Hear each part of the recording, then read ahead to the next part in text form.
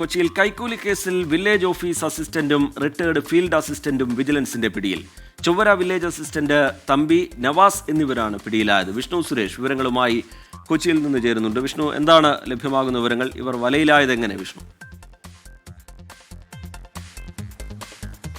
പരാതിക്കാരൻ വിജിലൻസിനെ കഴിഞ്ഞ ദിവസമാണ് സമീപിച്ചത്. അതായത് ചൊവ്വര പ്രദേശത്ത് ഒരു ഭൂമിക്ക് സ്കെച്ച് വാങ്ങുന്നതുമായി ബന്ധപ്പെട്ട് ലൊക്കേഷൻ സ്കെച്ച് വാങ്ങുന്നതുമായി ബന്ധപ്പെട്ട വില്ലേജ് അസിസ്റ്റന്റ് കൈക്കൂലി ആവശ്യപ്പെട്ടു എന്നതായിരുന്നു അയാളുടെ പരാതി. വിജിലൻസ് ആ പരാതിയിൽ പ്രാഥമിക അന്വേഷണം നടത്തി ഇയാളുടെ വിശദാംശങ്ങളൊക്കെ സ്വീകരിച്ചിരുന്നു. അതിനുശേഷം ഇന്ന് പണം നൽകാമെന്ന് പറഞ്ഞ് പരാതിക്കാരൻ മുഖേന ഈ വില്ലേജ് അസിസ്റ്റന്റിനെ അതോടൊപ്പം തന്നെ റിട്ടയർഡ് ആയ ഫീൽഡ് ഓഫീസറെ വിളിച്ചു വരുത്തുകയായിരുന്നു. അതിനിടയിൽ 10,000 രൂപ കൈമാറുന്ന സമയത്താണ് വില്ലേജ് അസിസ്റ്റന്റിനെ വിജിലൻസിന്റെ സംഘം പിടികൂടിയത്.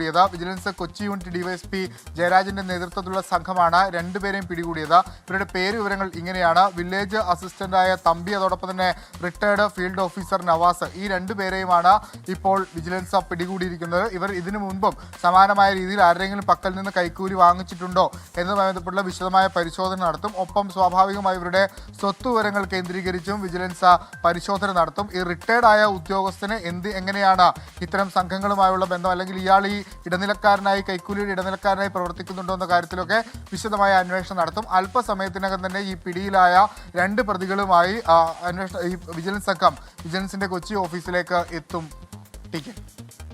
ശരി, വിഷ്ണു സുരേഷ് വിശദാംശങ്ങൾ നൽകുകയായിരുന്നു. കൊച്ചിയിൽ നിന്ന് ഏറ്റവും ഒടുവിലായി പുറത്തുവരുന്ന വിവരങ്ങൾ കൂടി പ്രേക്ഷകരെ അറിയിക്കാം. അതിലൊന്ന്, മാറ്റിവെച്ച പരീക്ഷകൾ ജൂൺ 4 മുതൽ എന്നുള്ളതാണ്. മഹാത്മാഗാന്ധി സർവകലാശാല മാറ്റിവെച്ച പരീക്ഷകൾ ജൂൺ 4 മുതൽ നടത്തും. മഴയെ തുടർന്ന് മെയ് 30 മുതൽ മാറ്റിവെച്ച പരീക്ഷകളാണ് വീണ്ടും നടത്തുന്നത്. അതിനുള്ള തീയതിയാണ് ജൂൺ 4 എന്നത് സർവകലാശാല പ്രഖ്യാപിക്കുന്നത്. മറ്റൊന്ന്, ഈ +1 ആദ്യ അലോട്ട്മെന്റ് പ്രസിദ്ധീകരിച്ചിട്ടുണ്ട്. നാളെ മുതൽ വിദ്യാർത്ഥികൾക്ക് അലോട്ട്മെന്റ് പ്രകാരമുള്ള പ്രവേശനം നേടാം.